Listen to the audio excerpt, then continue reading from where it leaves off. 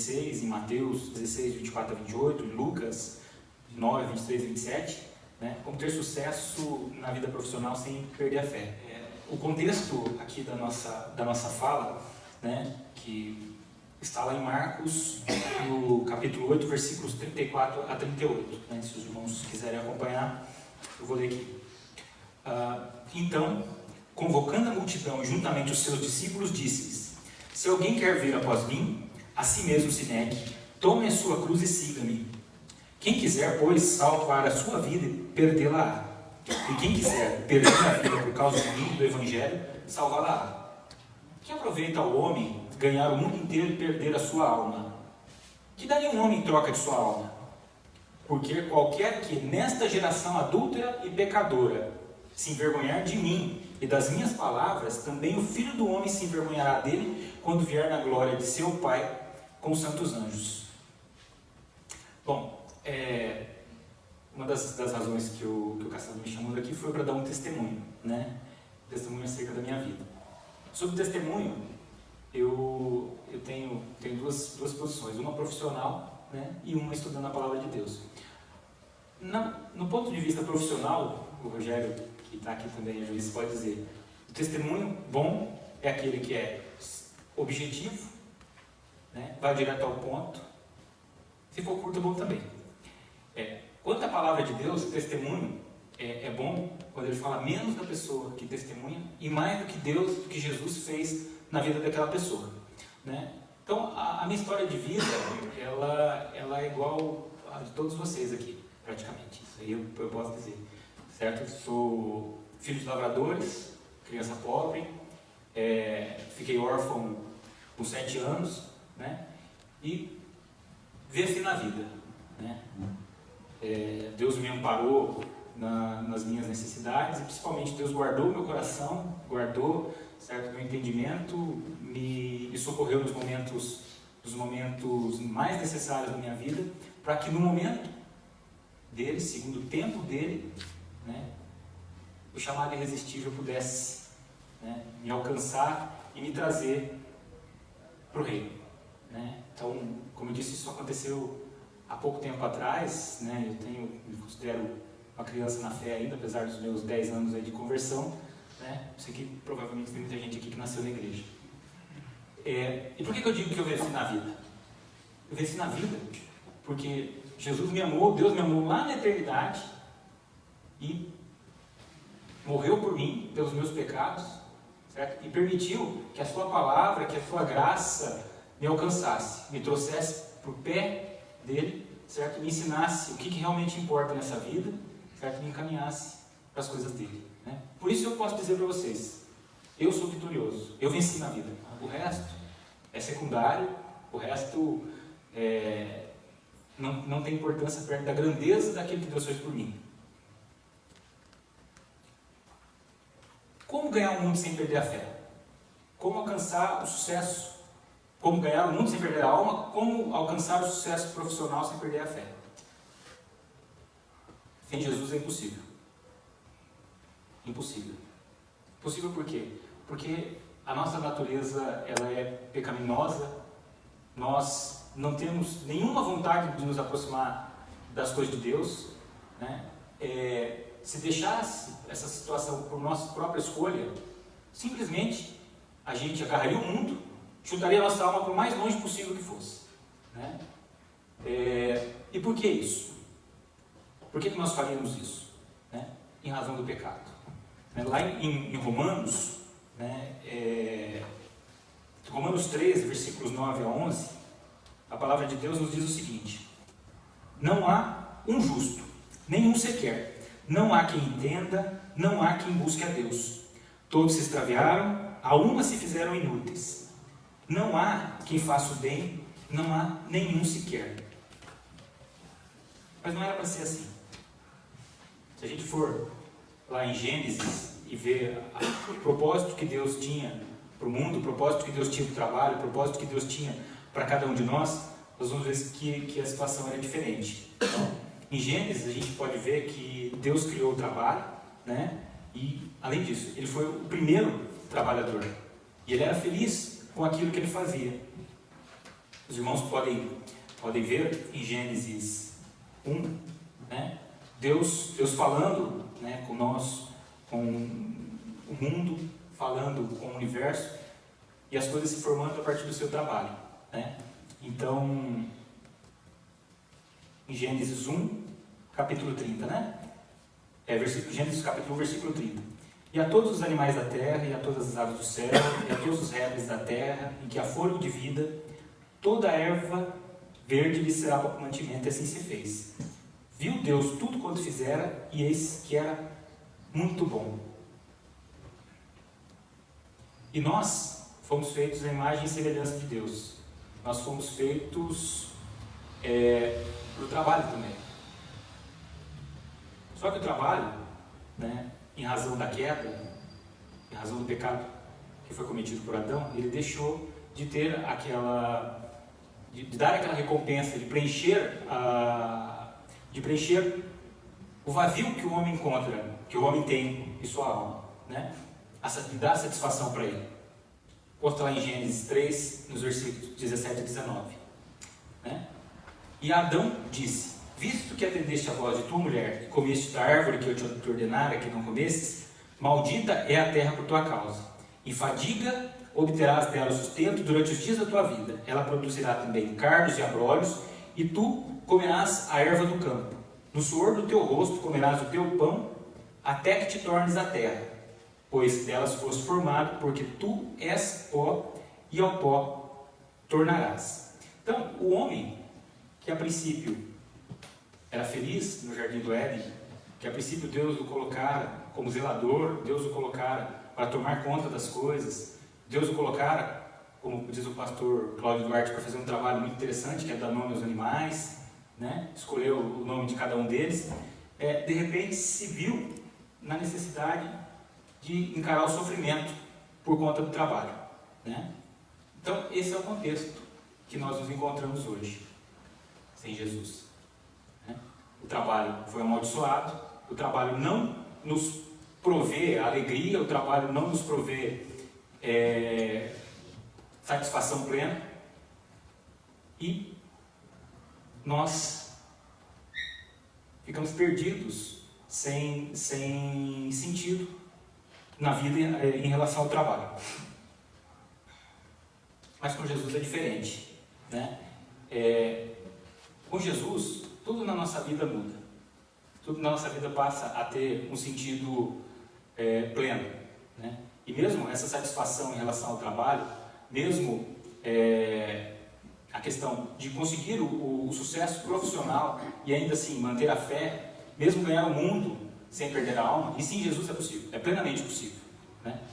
Então, na passagem que consta em Mateus 19, 23 a 27, quando Jesus está falando com o jovem sobre o perigo das riquezas, né, naquele contexto que o Cassandro falou agora há pouco, que muito se diz hoje em dia que para a gente estar com Jesus, para a gente ter a nossa vida fundada no Evangelho, a gente precisa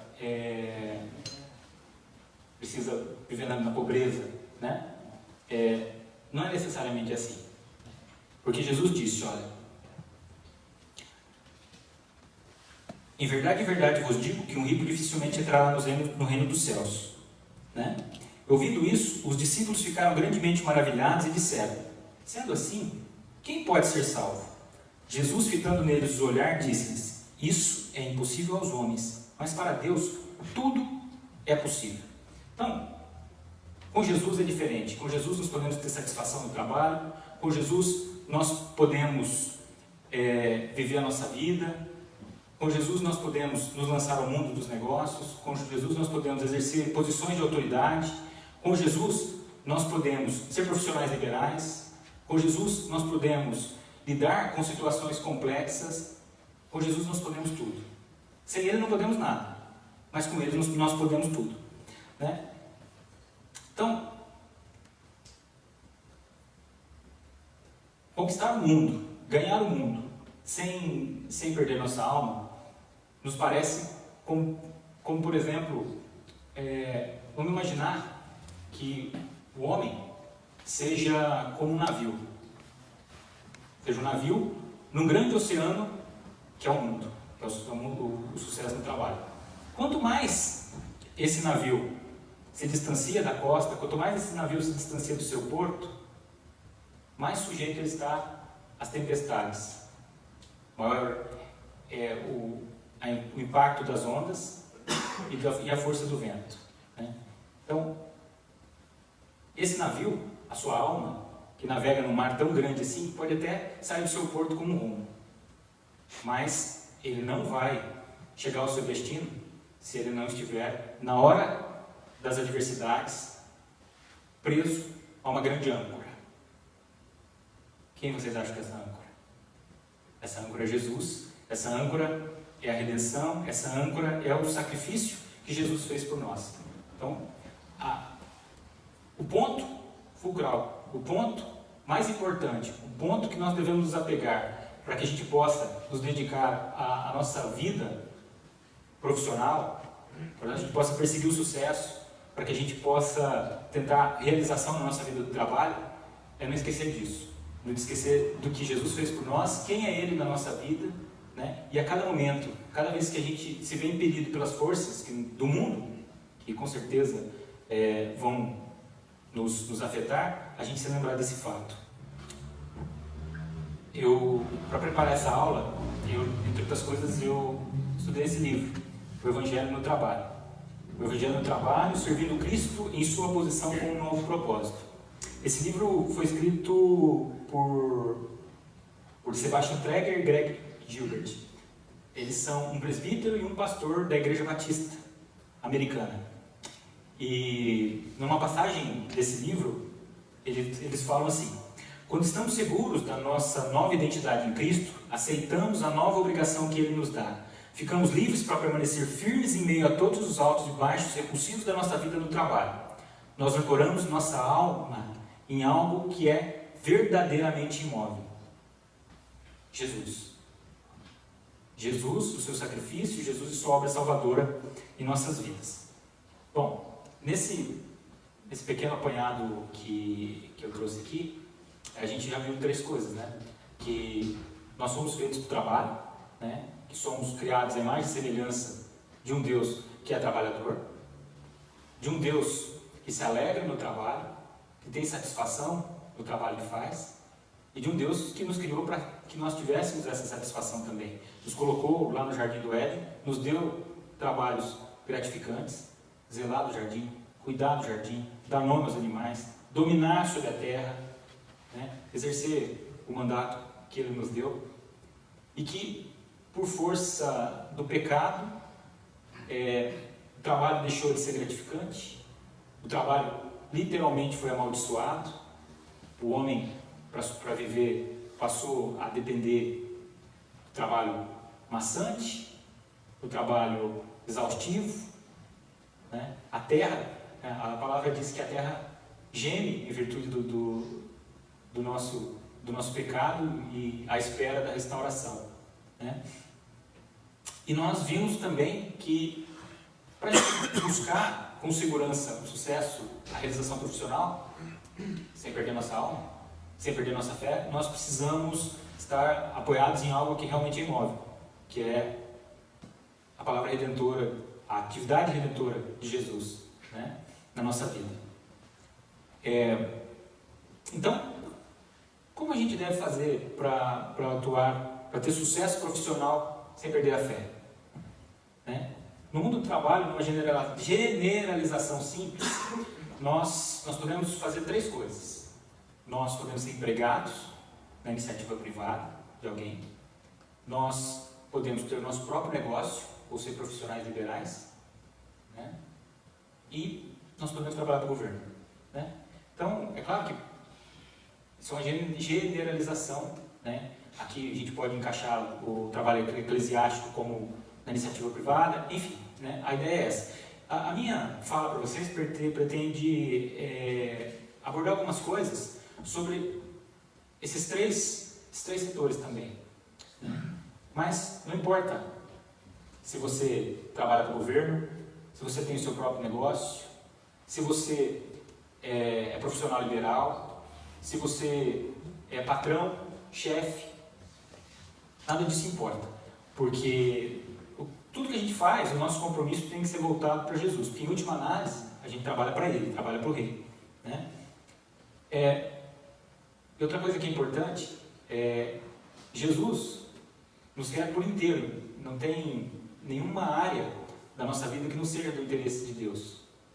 Não existe, não é possível você falar que um cristão é cristão na igreja. Um cristão é um cristão. Deus exige que ele atue segundo os princípios da sua palavra no trabalho, na escola, na igreja, na família, em todos os seus relacionamentos.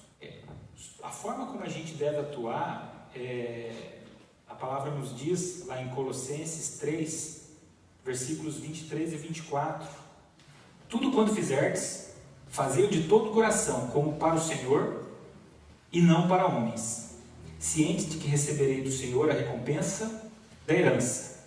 A Cristo, o Senhor, é que estás servindo. Eu gosto de uma outra palavra também, que está lá em 1 Coríntios, capítulo 10, versículo 31. Portanto, quer comais, quer bebais ou façais outra coisa qualquer, fazei tudo para a glória de Deus. Então, Jesus é a âncora da nossa alma. É para Ele que a gente deve fazer as coisas. É com esse pensamento que a gente deve pautar o nosso caminho. É esse pensamento que nos leva a pensar o nosso trabalho na obra do Reino. Se a gente tem Jesus como meta, Jesus como âncora, a nossa meta de trilhar o bom caminho, combater o bom combate, ganhar o mundo, ser bem sucedido, ter sucesso profissional, sem perder a alma, sem perder a fé, ela é possível. Isso começa no processo de escolha do emprego, né? Como é que a gente deve escolher o emprego? Primeiro, Deus tem um propósito para cada um de nós. Para cada um de nós, Deus tem um propósito. Qual é dele? Deus sabe. Né? Aliás, Deus tem um propósito para todas as coisas. Como eu disse no começo da nossa fala aqui, né? Deus teve um propósito na vida do Cassandro quando ele me chamou para vir aqui, né? Para falar a vocês. Qual foi esse propósito? Eu só posso imaginar, mas Deus sabe. Não sei se foi para construir algo na vida do Cassandro, se foi para construir algo na minha vida, ou se foi para construir algo na vida de vocês. Né? Eu acredito que pode ter sido para todos nós. Para a minha vida eu sei qual foi o propósito. Já percebi, já entendi, entendi a dica, entendi o recado. Né? Engraçado, que tudo na vida tem um propósito, que hoje me aconteceram duas coisas muito, muito interessantes, para não dizer estranhas. Eu sou muito preocupado com as coisas, eu tenho um pouco de dificuldade de falar em público, às vezes fico com vergonha, etc. Então até, como eu falei, fico muito à vontade de não dar aula na escola dominical, né? Porque cada aula para mim toma muito tempo de preparação e exige muito. Né? Eu sei que esse sentimento não é correto, por isso eu agradeço a Deus e ao Cassandro por me trazer aqui de volta e me lembrar que de fato não posso fazer as coisas por mim, né? Tem que fazer por Deus. Então, estudando várias coisas, eu usei esse livro que eu falei para vocês, usei o livro do John Piper, usei o livro do Stott, usei a palavra, a Bíblia de Genebra, enfim. E hoje eu fui ao médico que tinha uma bolinha no meu dedo que fazia uns 3, 4 meses que ela estava me incomodando, apertava, doía, etc. Aí era para eu ter ido a semana passada, mas eu não consegui, o médico não tinha horário, marquei para hoje de manhã. Levei o livro, estou lá no médico, conversando com ele, né? Estava no médico conversando com ele, não, estou lá esperando para ser atendido, o médico me chamou. Peguei o livro e fui lá. Entrei na sala do médico e ele olhou para mim e falou assim, o que você está lendo aí? Eu mostrei para ele, falou, o Evangelho no Trabalho. Eu falei, posso ver? Ele pode. Aí ele pegou o livro, olhou a capa, olhou a contracapa, leu o que está escrito nas costas, leu a biografia dos autores, abriu o livro, olhou as minhas marcações e de repente me perguntou, por que você está lendo esse livro? Eu falei para ele, eu estou lendo porque eu fui convidado para fazer uma exposição sobre o tema como ganhar o mundo sem perder a alma na Igreja Batista Nacional. Ele puxou um papel da impressora e escreveu lá, Igreja Batista Nacional. Falei, eu gosto muito desse tema, isso é muito importante, deu umas implicações práticas que ele teria no trabalho dele, umas dúvidas que ele tinha, trocou ideia. Ele falou para mim assim, quando vai ser a sua palestra? Eu falei, hoje. Ele fez uma cara e disse, hoje? Eu falei, hoje. Ele falou, eu queria muito ir, mas hoje eu não posso. Eu falei, doutor, eu fui convidado para ir hoje, mas assim, o senhor está livre, está convidado, né? O senhor está convidado para ir lá na Igreja Batista Nacional, ele pegou o endereço, viu no site onde era, né? Eu falei, está convidado para ir na minha igreja também, na Igreja Presbiteriana. Qual é o propósito de Deus para eu ir lá no médico portando esse livro? Eu não sei, Deus sabe. A outra coisa interessante que aconteceu comigo hoje, e eu falo isso sobre a questão do propósito de Deus nas nossas vidas, é que, trabalhando aqui, eu tinha uma passagem do Evangelho, ou melhor, da palavra, que eu queria colocar aqui. E, assim, não sei se acontece com vocês, mas normalmente quando eu quero aquela palavra, eu não encontro. Não lembro onde é que é e tal. Enfim, não encontrei, peguei 2 ou 3 passagens que se referem ao mesmo tema e deixei. Pois não é que hoje, a hora que eu cheguei em casa, 7h30, abri o Facebook, uma comunicação de que alguém tinha curtido uma coisa minha lá, no Facebook. Eu olhei, perguntei para minha esposa, Samanta, você conhece fulano e tal? Ela falou, não. Porque minha esposa a gente divide no Facebook. E aí, eu também não conheço. Cliquei, ver o que ele curtiu. Ele curtiu uma das 2 ou 3 poucas postagens públicas que eu tenho no Facebook. Por acaso era a transcrição do versículo que eu queria trazer para vocês aqui hoje. Amém. Amém. Então, eu fico muito emocionado em ver essas coisas, porque eu acho que nada acontece por acaso, né? Eu acho não, Deus diz que o cabelo da gente é contado, nenhum cai se não for da razão dele, não for da vontade dele. Então isso deve ter tido algum propósito, ou na minha vida, ou na vida da pessoa que curtiu aquela postagem, ou na vida de vocês. Mas por que eu estou falando isso? Porque também eu tinha um professor do cursinho, quando eu estudava, que me dizia o seguinte, que nem sempre aquilo que você quer da sua vida é aquilo que Deus te reserva.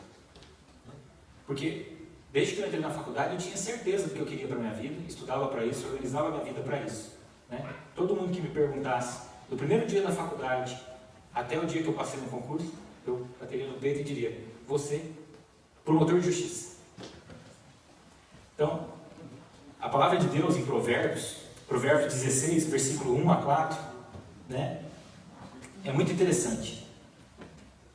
Eu transcrevi aqui mais rápido para eu do que procurar ali. Diz o seguinte, o coração do homem pode fazer planos, mas a resposta certa dos lábios vem do Senhor. Todos os caminhos do homem são puros aos seus olhos, mas o Senhor pesa o espírito. Confia ao Senhor as tuas obras e os teus desígnios serão estabelecidos. O Senhor fez todas as coisas para determinados fins, e até o perverso para o dia da calamidade, né? Então, quando a gente vai escolher um emprego, nos ensina aqui os pastores e presbíteros que escreveram esse livro, a gente tem que ter algumas coisas em mente, né? A gente tem que fazer 3 perguntas que são condicionantes. Essas 3 perguntas são essenciais. Primeira pergunta, esse emprego, esse trabalho que eu me proponho, glorifica a Deus? A resposta, né, para essa pergunta, ela tem que ser positiva. E essa pergunta, ela afasta todos os empregos ou atividades que são marcadamente ilícitas. Exatamente, marcadamente ilícitas. Prostituição, tráfico, matador de aluguel, enfim, tudo. Mas Outra pergunta que também é condicionante, é essencial. Lembra-se que a gente conversou que o cristão é cristão em tempo integral.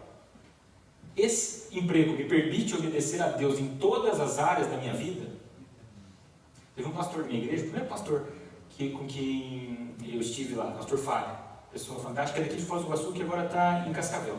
O pastor Fábio contava uma história muito interessante da vida dele, que ele trabalhava numa empresa, e um dia ele foi colocado para atender o telefone naquela empresa. Um dia ele atendeu o telefone, e era o fulano de tal que queria falar com o dono da empresa. Aí foi procurar o dono da empresa falou: "Seu Cicrano, fulano de tal quer falar com o senhor e tal, o telefone aqui." Tá. Aí o patrão falou: "Eu não tô." Fulano de tal, "Eu não tô." Ele pegou o telefone e falou assim: "Seu Cicrano de tal, seu fulano de tal, o patrão está falando aqui, que pediu para falar para o senhor que ele não está." Aí ele achou que ia ser mandado embora. O patrão chegou, conversou com ele e falou: "Olha, eu trabalho para o senhor, mas os meus termos são esses." Sabe o que o patrão fez com ele? Pôs ele para gerenciar a parte mais sensível da empresa, a parte que demandava mais confiança, contar o dinheiro. Não sei se era essa a parte, mas fez isso. A terceira pergunta, e essa, Cassandro, vai direto no teu apontamento. A terceira pergunta condicionante, a terceira pergunta essencial é o seguinte: o emprego provê minhas necessidades financeiras e me permite cuidar da minha família? Deus se importa que a gente ganhe dinheiro. Deus se importa que a gente tenha uma vida que permita que a gente supra as nossas necessidades. E é terrível a fala da palavra sobre isso. Ó, 1 Timóteo, capítulo 5, versículo 8. Essa eu vou pegar porque é um contexto grande, em que a fala sobre o sustento das viúvas, como a igreja deve tratar as viúvas. 1 Timóteo 5, versículo 8. Mas olha só, a palavra diz o seguinte, olha: honra as viúvas verdadeiramente viúvas. Mas, se alguma viúva tem filhos ou netos, que estes aprendam primeiro a exercer piedade para com a própria casa e a recompensar os seus progenitores, pois isto é aceitável diante de Deus. E aí depois vem a martelada lá no versículo 8.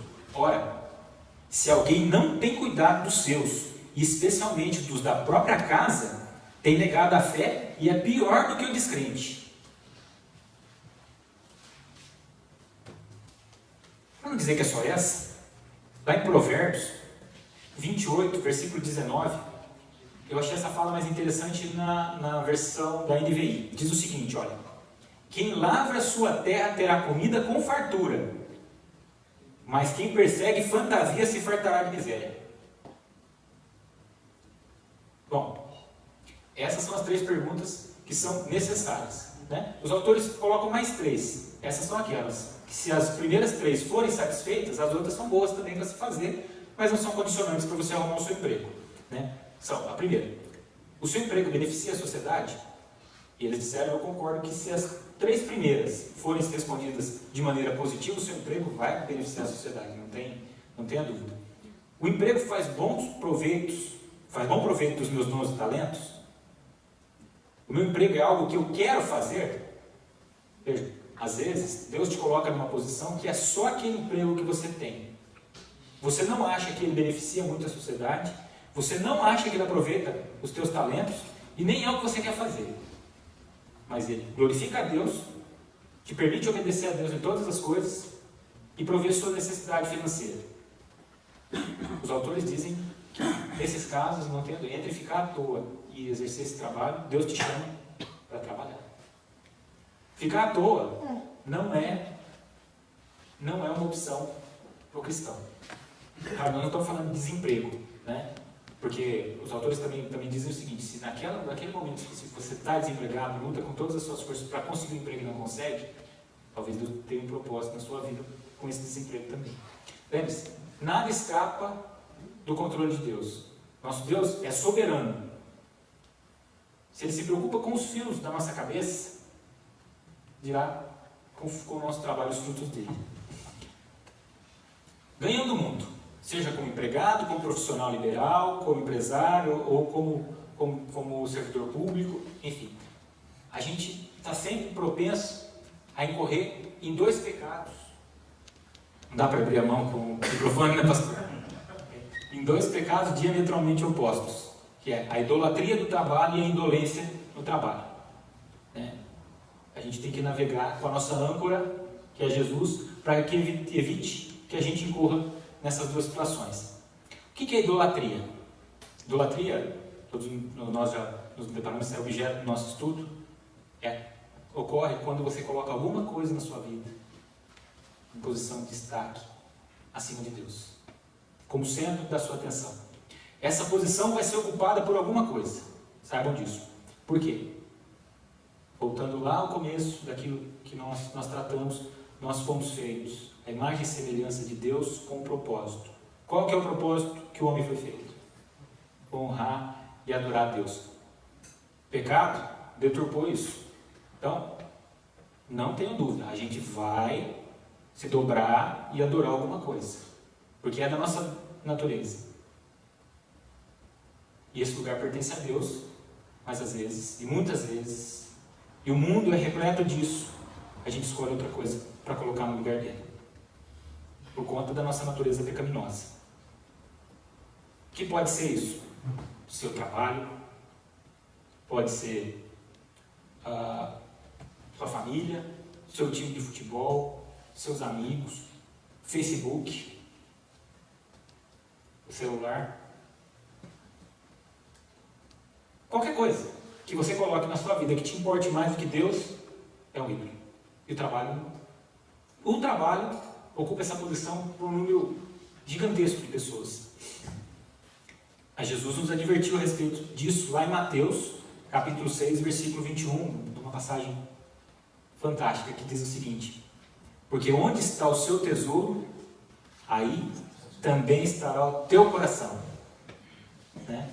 E a gente sabe que isso é um grande pecado, porque está lá nos 10 mandamentos, está no Êxodo 20, versículo 3, não terás outros deuses diante de mim. Né?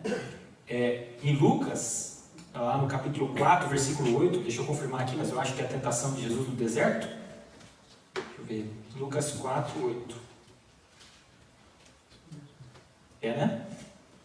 Lucas 4, 8, Jesus respondeu: ao Senhor teu Deus adorarás e só a Ele darás culto. E como a gente sabe que nosso trabalho está se tornando um ídolo? Né? O livro, de novo, diz que há 3 indicativos que a gente tem que ter cuidado. O trabalho é a nossa principal fonte de satisfação. Nós procuramos perfeccionismo no nosso trabalho. Veja, perfeccionismo no trabalho parece ser uma coisa boa, né? Mas nós procuramos perfeccionismo no trabalho, não para honrar a Deus, não porque sabemos que estamos trabalhando para o Rei, não porque sabemos que estamos trabalhando para Jesus, mas para atender a nossa vaidade pessoal. 3. Nós nos orgulhamos do resultado do nosso trabalho, do nosso fruto. Como eu sou bom, como fruto do nosso esforço, e sem dar o crédito a quem todo crédito é merecido. Né? Sem reconhecer que todo dom que a gente recebe é um dom de Deus. E qual que é o problema em você eleger o trabalho como um ídolo? O problema de eleger o trabalho como um ídolo volta lá no começo da nossa fala, né? Que eu falei, repeti, talvez sem muita ordem, inclusive, que o trabalho foi deturpado pela queda e ele não nos provê satisfação. Não adianta você colocar o trabalho como principal foco de atenção na sua vida, porque você sempre vai se frustrar, porque o trabalho não pode ocupar esse ponto na sua vida, porque ele não tem a te oferecer aquilo que a tua alma precisa. Essa paz, nossa âncora, só Jesus tem. O outro pecado, no outro extremo oposto, é a indolência no trabalho. O que é indolência no trabalho? A indolência no trabalho é a indiferença dos propósitos de Deus para o nosso trabalho. Então, essa indolência no trabalho pode ser preguiça. Pode ser: eu trabalho para viver. Faço bem, dou minha parte, chego cedo, trabalho até as 8 horas da noite, mas isso aí isso não me define, não tenho nada com isso.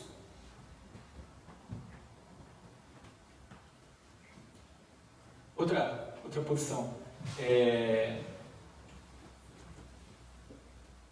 O meu trabalho não tem nada a ver com a minha fé. Né? Então, são essas 3 coisas. O trabalho é meio para suprir nossas necessidades, nos deixa totalmente frustrados e não tem nada a ver com a nossa fé. E esses 3 indicativos, os autores dizem, apontam que você pode estar sendo indolente com o seu trabalho. De novo, né? Como nós podemos trazer o nosso navio de volta para o curso, trazer ele de volta para o caminho. Nossa âncora, apoiar nosso navio em Jesus, na obra que Ele fez na sua vida, na minha vida, na vida de todos nós. Bom, nós temos que ver uma situação da pessoa, do trabalhador no mundo do trabalho, também de quem tem empresas, quem é profissional liberal e tem que lidar, quem é jornalista, tem que lidar com esses aspectos mais complicados aí das atividades humanas, né? Você é dono de um comércio, você é gerente de uma grande empresa, você trabalha com grandes concorrências. Como é que você tem que se portar para atender essa situação de honrar a Deus, ter Jesus no seu caminho, certo? Ter Jesus como a âncora da sua alma, né? Nós sabemos que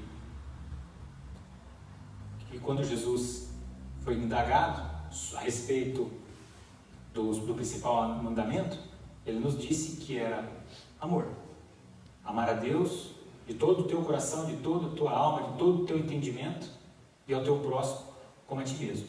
Então, o amor é um dos nortes. O amor é uma das ferramentas que o cristão precisa ter para se postar no mundo do trabalho, no mundo dos negócios, e para perseguir o sucesso profissional sem medo, né, sem correr o risco de se perder, de perder sua alma. A gente tem que lembrar também que o amor é apenas uma das características, um dos atributos de Deus. Deus também é marcado por uma outra grande característica, que é a justiça, né? Então, quando o cristão se depara com situações do mundo do trabalho, nem sempre a linguagem do amor vai ser suficiente para resolver o problema dele. Então, o meu médico, quando viu esse livro, ele falou o seguinte: mas isso é muito importante, a gente tem que conversar bastante sobre isso, porque até onde vai a necessidade de você fazer a caridade? Ele colocou nesse contexto da caridade, né? Ele citou um amigo dele que tem uma fábrica de prótese e tal, e falou, porque tem pessoas que realmente precisam, mas tem aqueles que abusam. Como é que o cristão tem que se portar nessa situação? A nossa âncora é Jesus, nossas ferramentas são a ética cristã, cosmovisão cristã, fundada, entre outras grandes coisas, no amor e na justiça, né? O seu funcionário, relapso, já conversou com ele, orientou, pediu, deu a primeira, a segunda, a terceira, a quarta chance. Você vai conversar com ele, chama ele de novo, vai dar aqui. Qual que é o resultado disso para a tua empresa? Qual que é o resultado disso na vida dos seus outros funcionários, né? Nessas horas a gente precisa sopesar, precisa balancear entre amor e justiça. Um outro exemplo que o livro nos dá, na verdade não é esse livro, é um livro muito interessante que eu também recomendo para vocês, do John Stott, que é um pastor anglicano da Igreja da Inglaterra, que chama Os Desafios dos Cristãos do Mundo Contemporâneo, Os Cristãos e os Desafios do Mundo Contemporâneo. Ele diz o seguinte lá no livro dele, né? O sujeito é funcionário de um grande banco, né? Ou uma situação que lida com um devedor contumaz, né? E a pessoa entra em contato com ele e fala, olha, eu preciso alongar minha dívida. Como é que entra a questão do amor e como é que entra a questão da justiça? O cristão deve ter empatia, deve procurar promover a justiça social, por assim dizer, né? Mas também tem que ter a questão, o sujeito não pagou a primeira, não pagou a segunda, não pagou a terceira, isentar ele da obrigação. Qual vai ser o efeito disso na empresa? Porque esse é um ponto muito importante também, que o John Stott fala. Deus tem um propósito para mim, para você, para o Facebook, para esse livro. Deus tem um propósito para a empresa também. Será que o tratamento puro e simples da ética do amor, em todos os casos, não vai prejudicar a função da empresa no mundo? Né? Nosso guia, nosso lema para ter sucesso na vida profissional sempre vai ser Jesus e a sua atividade redentora em nossa vida. Agora, posições, tem mais 15 minutos, Cassandra? Posição de autoridade. Né? O Dr. Rogério está aqui, é juiz de direito, eu sou juiz de direito, né? Mas não é só dessa autoridade que Deus fala. Todas as autoridades, elas são instituídas e mantidas por Deus. Em Romanos, também outra passagem bastante conhecida, lá no capítulo 13, versículo 1, a palavra diz: todo homem esteja sujeito às autoridades superiores, porque não há autoridade que não proceda de Deus. Né? O que é autoridade? Autoridade não é só o presidente, o governador, o prefeito, o juiz. A autoridade é toda pessoa que tem a posição de descendência. Seu pai, sua mãe, seu patrão, seu professor, o papa, o bispo, o pastor, o marido, o presidente do centro acadêmico, o presidente do partido político. Todo aquele que tem algum grau de ascendência é autoridade. E toda autoridade instituída por Deus. Então você deve respeitar a autoridade que foi instituída. Essa é uma das necessidades do cristão, tanto no mundo dos negócios como fora dele, porque a palavra diz assim. E a autoridade, aquele que foi investido nessa posição, seja no trabalho, seja na família, deve exercê-la segundo a palavra de Deus. De novo, a âncora que não nos deixa ser levados pelos ventos do mundo, que não nos deixa ser levados pelos vagalhões desse mar de devassidão, de violência, de incredulidade, é Jesus. Né? E aqui, sempre que a gente fala de autoridade e dessa parte da obediência, tem um outro versículo, né? Que esse já é do lugar comum, e assim, me marca muito cada vez que eu ouço ele na boca do descrente, do incrédulo, porque é uma passagem da palavra que é muito usada para desacreditar ou desviar o foco quando a autoridade é exercida por um cristão, que é aquele mandamento de Jesus, de que devemos dar a César o que é de César e a Deus o que é de Deus. O que é de César? Para saber o que é de César, a gente tem que recorrer à palavra de Deus. Aí, eu vou pedir aos irmãos que acompanhem comigo na palavra, em Mateus 28, 18. Jesus, aproximando-se, falou-lhes dizendo: toda autoridade me foi dada no céu e na terra. Agora que os irmãos estão com a Bíblia aberta, vamos lá para Romanos 11, 36.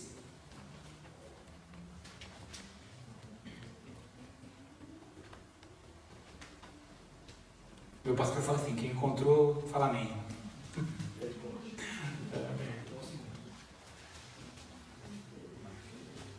Romanos 11, 36.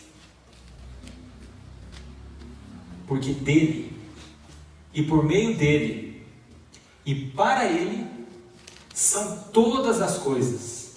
A ele, pois, a glória eternamente.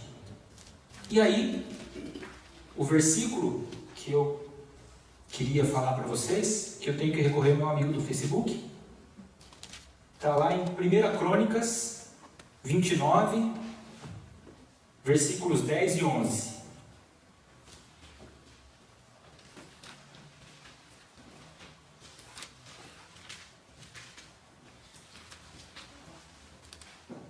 Isso eu vou pedir licença para ver aqui no meu celular mesmo.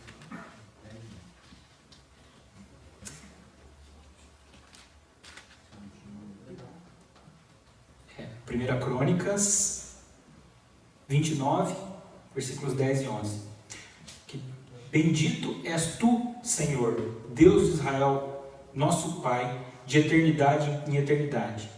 Teu, Senhor, é o poder, a grandeza, a honra, a vitória e a majestade. Porque teu é tudo quanto há nos céus e na terra. Então, é esse o contexto que a gente se coloca quando Jesus disse: dá a César o que é de César e a Deus o que é de Deus. Tudo é de Deus. O que é de César? O que Deus diz que é de César. Quem diz o que é de César? Deus. Então, devemos dar a César o que é de César e a Deus o que é de Deus. Então, devemos dar a César o que é de fato dele e não o que César pensa que é de César. E a gente deve fazer isso como fizeram Daniel, e foi para a cova dos leões. Como fizeram os amigos de Daniel, Sadraque, Mesaque e Abednego, e foi para a fornalha. Como fez Martinho Lutero, e foi excomungado. Como fazem cristãos da igreja perseguida no mundo inteiro, e às vezes pagam a vida. Agora, partindo para a nossa conclusão aqui, para ganhar o mundo e manter a alma, mas ter sucesso e manter a fé, é preciso que a alma esteja firmemente ancorada nesta âncora incrível que é Jesus. Mas eu deixei para o final, de propósito, uma pergunta essencial que deveria ter sido feita no começo. A primeira: o que é sucesso?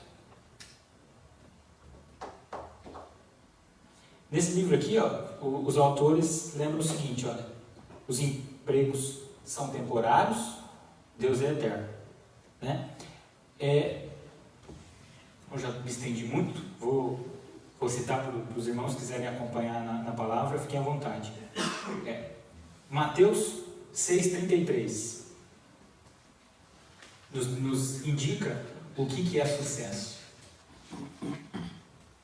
Buscai, pois, em primeiro lugar, o seu reino e a sua justiça, e todas essas coisas vos serão acrescentadas. Lucas 14, versículo 33. E é o mesmo contexto do nosso tema aqui em Marcos, né? Assim, pois, todo aquele que dentre vós não renuncia a tudo quanto tem, não pode ser meu discípulo. 2 Timóteo 4,7. Combati o bom combate, completei a carreira, guardei a fé. Alguém falou de dinheiro, poder, alguém falou de iates, de coisas, todas essas coisas que o máximo que você pode fazer é por dentro de uma grande pirâmide e ficar lá pro resto dos tempos até virar pó? Não. Sucesso é ter Jesus como âncora da tua vida. Sucesso é ter redenção. Sucesso é ser alcançado por Ele. Sucesso é ouvir o Espírito no nosso coração. Se vier acompanhado, né, de ascensão profissional, poder, riqueza, amém. Né? Se não, aí uma outra passagem que é uma das minhas que eu diria preferida, porque sempre me emociona quando leio, convido os irmãos para acompanharem Abacuque 17, 18. Ainda que a figueira não floresça, nem haja fruto na vide, o produto da oliveira minta e os campos não produzam mantimento. As ovelhas sejam arrebatadas do aprisco e nos currais não haja gado. Todavia, eu me alegro no Senhor, exulto no Deus da minha salvação. Sê tu uma bênção, como disse Jesus, Deus a Abraão. Irmãos, era isso. Muito obrigado e que essa palavra faça diferença. Primeiro na minha vida, de fato, porque eu digo que tem que fazer sentido para mim. Acho que essa é a razão de eu estar aqui hoje. Né? E depois que o propósito de Deus se cumpra em todos vocês.